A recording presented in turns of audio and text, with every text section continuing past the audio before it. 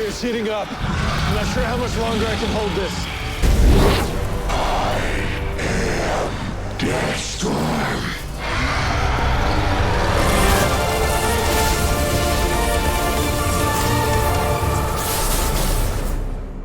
Yo, what is going on guys, Flashverse here and welcome back to another video on The Flash Season 8, and this will be my review and breakdown for The Flash Season 8 Episode 11 titled Resurrections. And just giving you guys my quick initial thoughts on this episode before I go more in detail with the breakdown and go over pretty much every scene bit by bit and give you guys my overall thoughts on it.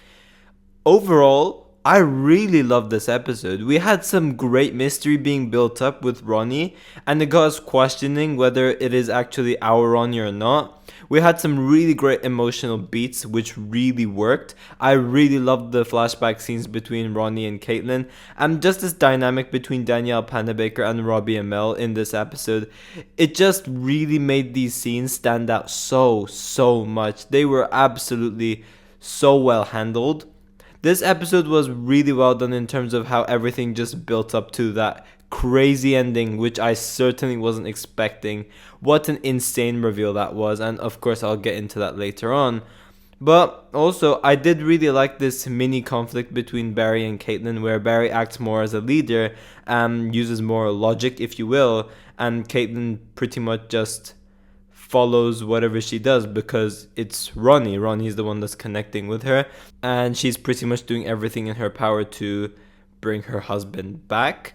And of course Barry is the one that wants to trap the Black Flame. This episode was mostly centered around Caitlin, and yeah, they were able to get it to work so well. And honestly, this episode is one of my favorite episodes of the season. Definitely the best out of this graphic novel so far, and things are only gonna get crazier from now on, and I'm really interested to see what's next for us with this storyline.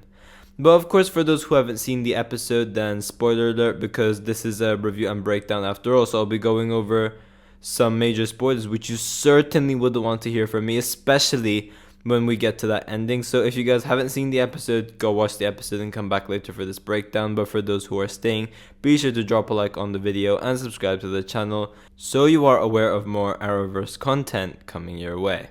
Okay, so this episode kicks off with a flashback sequence to 2012 where we have Ronnie and Caitlin pretty much meeting for the very first time, and it was such a really sweet scene. We had Ronnie pretty much getting Caitlin to check on his wounds and to essentially patch him up because an accident happened when he was working on the pipeline.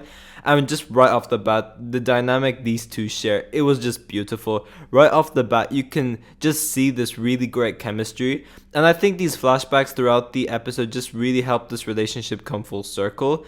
It was really sweet, and of course this was the first time Caitlin and Ronnie met, so it was really cool seeing that as well. But we then head back to present day where we pick up from where we left off with the Black Flame hinting to Caitlin that he is pretty much Ronnie Raymond. The Black Flame does pretty much plead to Caitlin to find a way to save Ronnie from this troubled situation he's in. And Caitlin is of course confused and she doesn't really know what she could do. We do have Ronnie giving these slight hints, but Caitlin just doesn't understand.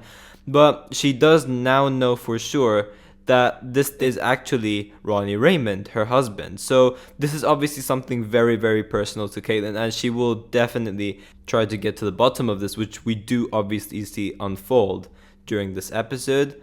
We then cut to Coast City where we do see the aftermath of Iris accidentally sending Tinya's mother to, I'm assuming, literally anywhere in time. I'm guessing that's how Iris's powers work. It's just temporal energy, so she could literally be anywhere in time. Iris is of course panicking about this, and we do see her time sickness pretty much just getting worse and worse. We do see her losing more of that control.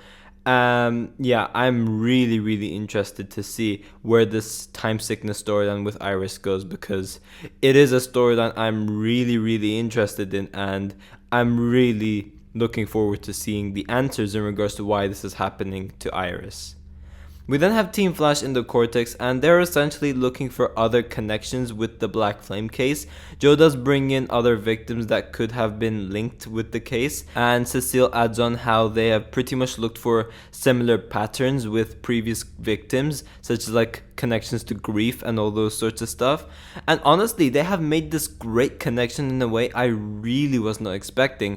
But pretty much Caitlin comes along and she does realize that all of these victims are essentially people Caitlin has met prior, which further explains why the Black Flame was specifically targeting all of those people. It was in pursuit of Caitlin all along. So I did really like this connection, and obviously they've handled this in a very smart way, because anytime Team Flash really tackled these victims, Caitlin wasn't there. So it does now make much more sense in regards to why. She does also drop the bomb and mentions that the Black Flame is Ronnie Raymond. Of course, this is hard for the team to believe, because the Black Flame was also able to pretty much manipulate Chester and take up the body of Chester's father. So Barry is trying to make sure that something similar is not happening with Caitlin. But Caitlin does end up proving to Team Flash how the person in the flame is actually Ronnie. She does mention that the events of Ronnie being in the singularity could essentially be linked to his cold fusion powers, but also makes him more lusty to feed on grief, hence why he killed all those people. And Caitlin suggests that they use and modify the quantum splicer to pretty much save Ronnie and separate it from the Black Flame and just pretty much make Ronnie Raymond back to like one entity. We do then cut to Barry in the med lab talking to Caitlin about this Ronnie situation, and he pretty much tells Caitlin not to jump to conclusions, and he is worried in terms of how Caitlin is acting, because she is very hopeful about Ronnie and she is acting through emotion, whereas Barry is obviously not convinced and he believes that the fire can manipulate people. So this could just be one of his games, and Barry does acknowledge that. We did of course have Barry telling these concerns he's having to Frost as well, and how if it is Ronnie, why appear now? Because it's been 7 years since Ronnie Raymond is dead, so why is he appearing right now? So clearly Barry is suspicious about all of this as well, and he's pretty much trying to understand why Caitlin isn't thinking on the same page as the rest of the team are. But we do then have Chester live streaming him building a quantum splicer, and he is showing how to make it and like how to modify it to obviously fit Caitlin's needs, in which Allegra does express how putting out something like this could be quite dangerous, and they do actually have quite an interesting conversation about this. One Easter egg which should be mentioned is that Allegra does mention Blackest Night. Of course, when we first heard this, we all thought that it was just a random Easter egg, and it is of course tied to the Green Lantern lore, but also it is heavily related to the Black Lanterns reviving these dead characters and bringing them back, which does pretty much foreshadow the ending scene, but not quite. And it does also hint to Eddie Thawne's return in the future as well, because we do know that Eddie Thawne will be returning for 3 episodes this season, and we pretty much could get a rough idea in regards to how he's going to return, and I'm really looking forward to it.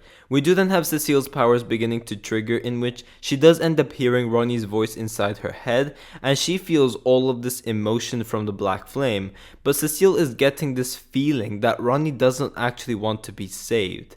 So we do have Barry and Cecile talking to Caitlin about this, but she is in complete denial. Barry does give her the example about Flashpoint and how saving his mother ended up making things worse, and they do mention how it's just too good to be true, so there is something definitely up about this.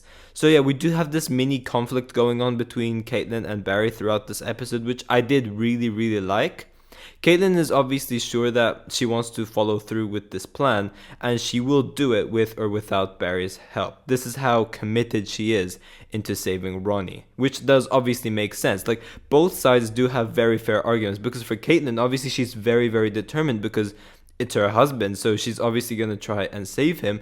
And then for Barry, he's obviously, thinking straight, if you will. He is suspicious about this. So both sides do have really fair arguments about the situation. We then head back to Coast City, where Iris wakes up from her time sickness seizure, and Sue pretty much wants to take her back to Central City because she is literally out of control. But Tinya just comes in. She just phases past Sue and pretty much makes Iris disappear. It was really confusing. We don't know what happened to Iris, but of course that is the whole mystery behind it, and we will eventually find out. But yeah, we do have Team Flash conducting their plan against Caitlin's wishes, where Barry wants to actually use the fusion sphere to fully capture the Black Flame. Frost does try to mention to at least give the Quantum Splicer plan a try. Maybe Caitlin's plan may actually work, but of course Team Flash don't want to follow through with it because it is too risky, and he's still suspicious about it. Barry is still suspicious about this. It does result to Frost going against the team and helps Caitlin out behind their back. She does also give her the Quantum Splicer as well, and Frost does of course believe that Caitlin should have a go with her plan, because when she was sharing one body with Caitlin, although she hasn't fully developed as Frost yet, she could still essentially feel everything Caitlin was pretty much feeling when she was with Ronnie and then after she lost Ronnie, and that alone makes Frost believe that Caitlin really deserves this shot. So I did really like how that was handled as well. We do then get this other flashback scene where we have this nice proposal between the two. Once again, it was such a sweet scene to see. But this does help Caitlin work out where Ronnie's whereabouts are. And this is, of course, the forest where Caitlin and Ronnie pretty much propose to each other. We do see the Black Flame in the forest erupting from the fire and scaring away the campers, which was pretty sick. But we do have the Flash arriving, and this does make Barry end up using the fusion sphere against the Black Flame, and eventually he is able to fully capture the Black Flame, and that is until Frost and Caitlin arrive, and then Frost pretty much just blasts the fusion sphere with ice, and of course knocks it out of Barry's hand, causing it to break, and thus resulting into the Black Flame being set free. Barry is obviously very angry about this, because this was the only chance they had to stop the flame, and now, well, he's gonna think that it's about to escape and obviously put Caitlin in danger as well. But Caitlin does slowly approach the flame and reflects on her past memories with Ronnie. The flame then does form a human shape, and it was a really cool scene visually. And then we have Caitlin pretty much being able to put the Quantum Splicer onto the Black Flame, turning it into none other than Ronnie Raymond himself, and Barry was shocked about this. Meanwhile, Caitlin was of course very happy to have her husband back, and it was just really great to see Ronnie come back as well. But little did we know that this wasn't actually Ronnie Raymond. We then head back to Star Labs, where Ronnie is resting, and Caitlin does mention that Ronnie seems perfectly fine. However, there is something a little off with his brain scans, and same thing goes for Cecile's powers giving the wrong readings as well. And this does of course end up planting the seeds for that ending scene, which I will obviously get to. But I did really like how we were misled into thinking that, oh, Ronnie is back, Caitlin was right all along. But in reality, Barry was the right one. So I did really like how they handled that situation. Chester does of course mention that there are no more traces of the Black Flame around the city as well. So pretty much the Black Flame threat, at least for now, is gone.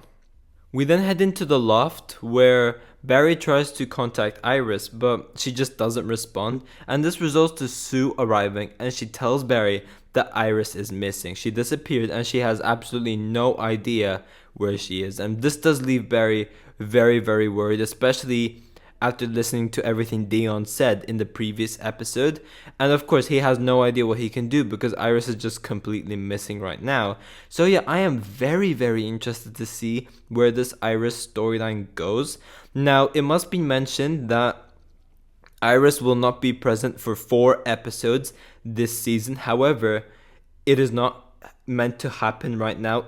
As far as I'm aware, it's meant to be from episode 15, because that's when Candace Patton took the hiatus. So it's meant to be from episode 15 to 18, meaning we should definitely be seeing Iris next episode and possibly the episode after as well. So she's definitely not going to go on hiatus this early on in the season. So we are definitely going to see more of Iris. And as I said, that is obviously until episode 15. But the episode ends in this very ominous way where Caitlin checks on Ronnie only to find his bed pretty much empty. And we have Caitlin following the dark lights, which results to a very creepy monologue from Ronnie. But we do have Ronnie mention that he is not Ronnie Raymond, and it was just an act to get the Quantum Splicer on him, and he reveals himself as freaking DEATHSTORM. Holy crap, this was just absolutely insane. Of course, this is not going to be some sort of like Black Lantern take on the character. It will be different to fit the show, but I'm guessing like the general theme of it is going to be quite similar. But he looks really damn comic accurate. He looks really sick. What an insane twist and crazy ending scene. Yeah, overall, I really like this episode. It was definitely by far the best episode of this graphic novel, and I'm really interested to see where things are going to go from now on, because this ending just took this graphic novel to a whole other level, and I'm really intrigued to see what's next. But yeah guys, thanks for watching. If you guys have enjoyed the video, please give a like and subscribe. Be sure to tell me in the comment section down below if you guys liked this episode as well. And yeah, I will see you guys in my next video.